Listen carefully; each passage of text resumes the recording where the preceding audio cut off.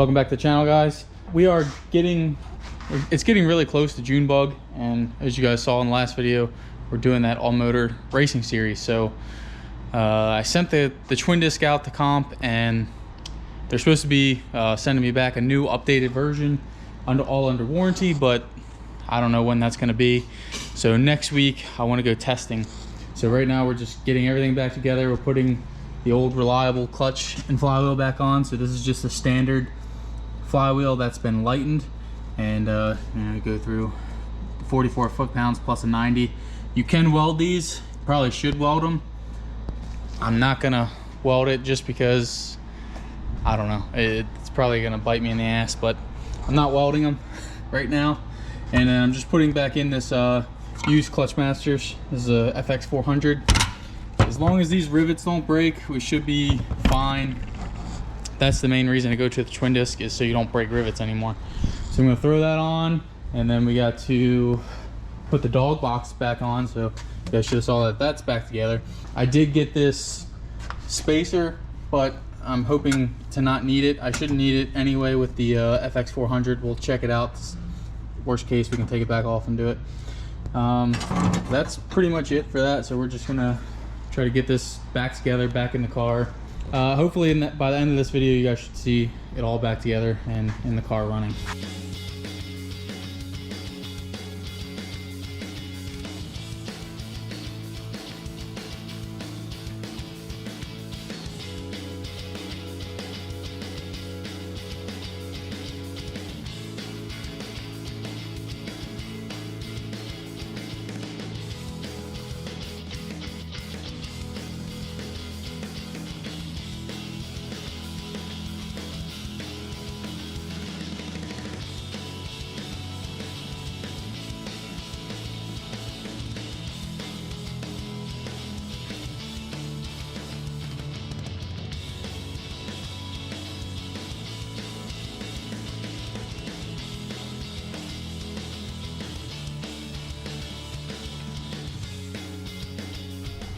Engine's in the car.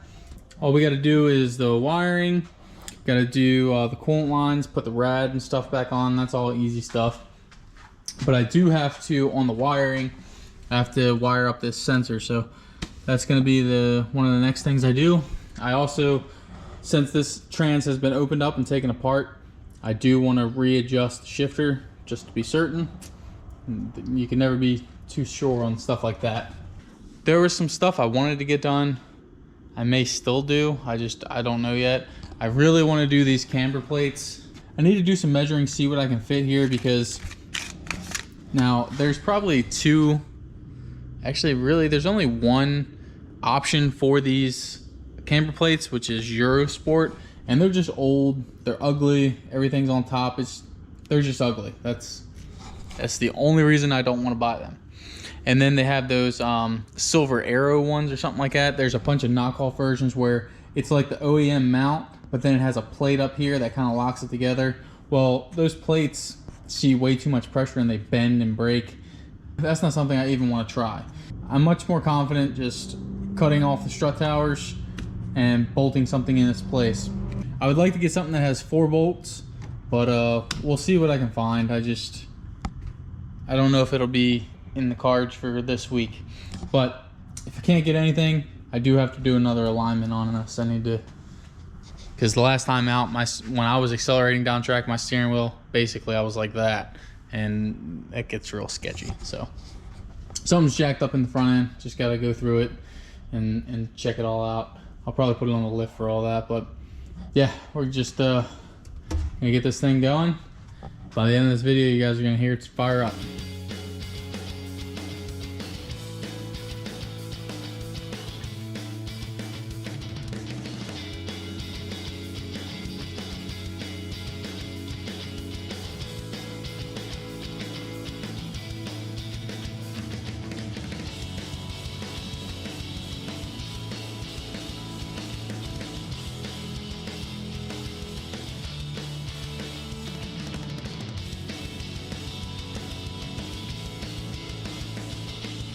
The rad is sort of filled. We'll fill that up when it runs.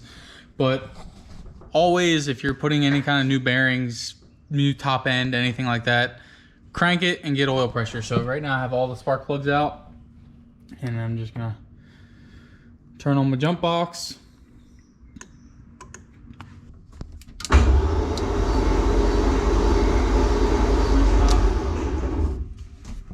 As of right now, cranking it with no spark plugs in it, I'm not getting any oil pressure.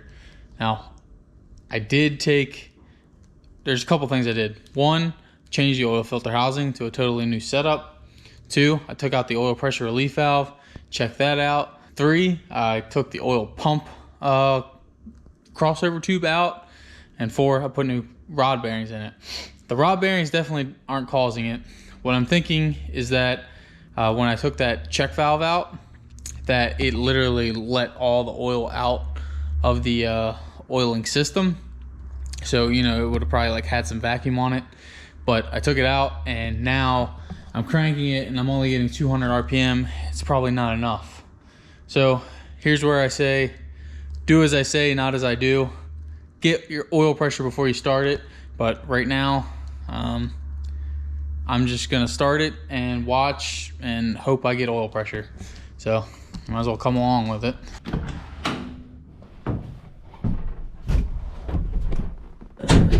Hope for the best.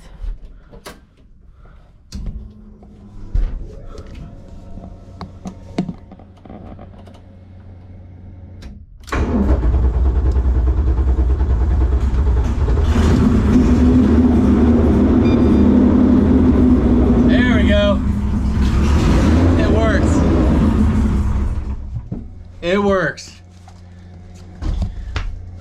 That's a huge relief. That's a huge relief. That's exactly what happened. Is yeah, I lost the prime, so that was 2 seconds and it fired right up with plenty of oil pressure. So let's get this fired up, warmed up, and topped off. Man, I'm very happy on that. Let's see how fast we get oil pressure now.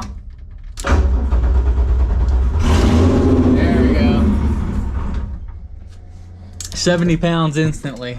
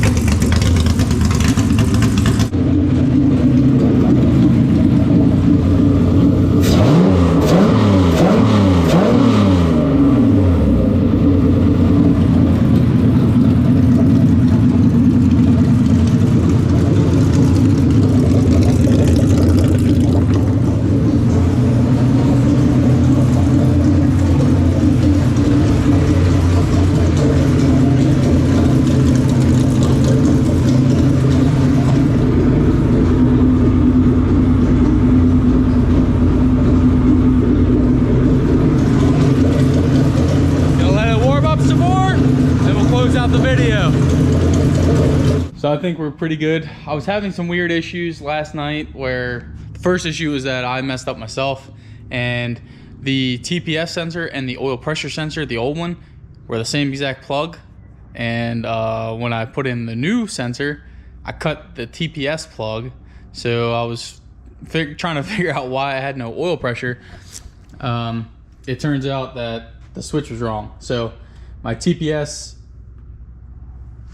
now is number 4 where my oil pressure used to be. I messed up. It won't happen again because it's a totally different plug. And then some other little changes, like I cleaned the injectors, so I don't know if that caused it. I also deleted the brake booster totally. That could have had a hole in it. There could have been a crack in the hose. I don't know. But when I fired this thing up, it was just pig rich. It was at 10.0. There was like nothing I could do about it. I adjusted and changed a bunch of stuff.